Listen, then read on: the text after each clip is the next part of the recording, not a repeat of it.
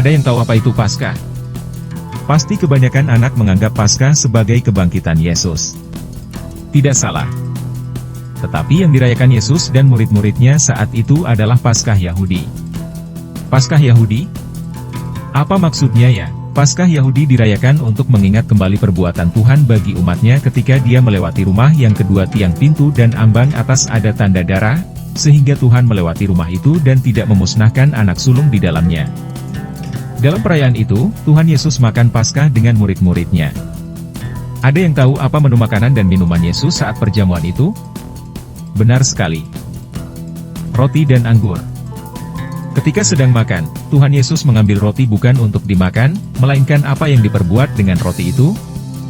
Yesus mengucapkan berkat, membagi roti itu dalam beberapa bagian kemudian memberikannya kepada murid-muridnya, dengan perkataan, "Ambillah, inilah tubuhku." Dengan minuman anggur, Yesus juga berbuat demikian. Dia mengambil cawan, mengucap syukur dan memberikan cawan itu untuk diminum secara bergantian oleh para murid, juga dengan perkataan yang hampir sama dengan perkataan pertama yaitu, "Inilah darahku, darah perjanjian yang ditumpahkan bagi banyak orang." Roti dan anggur adalah lambang tubuh dan darah Yesus yang akan tercurah di Golgota ketika dia menjalani penderitaannya.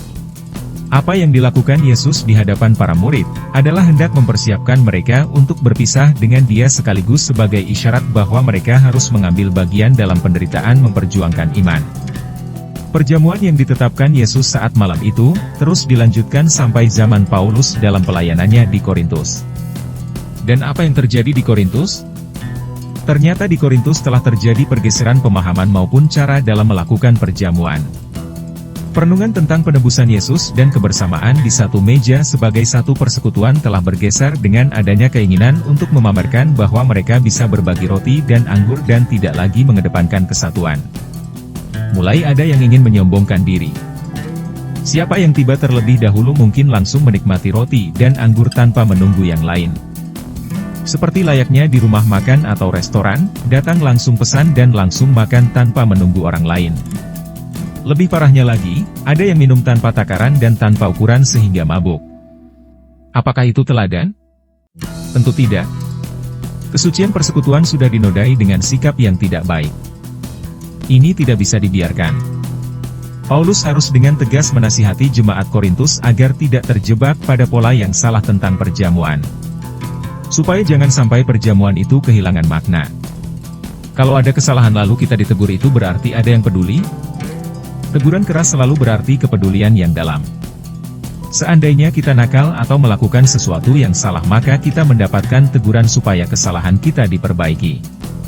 Paulus menegur jemaat Korintus dengan memutar kembali kenangan waktu Yesus menetapkan perjamuan malam, sehingga dia mengutip sedikit cerita tentang penetapan itu.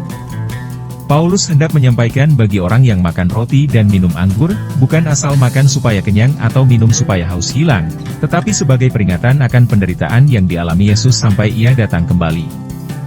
Jadi siapa yang akan mengambil bagian dalam perjamuan kudus, harus benar-benar siap supaya tidak mengotori kesucian meja perjamuan kudus itu.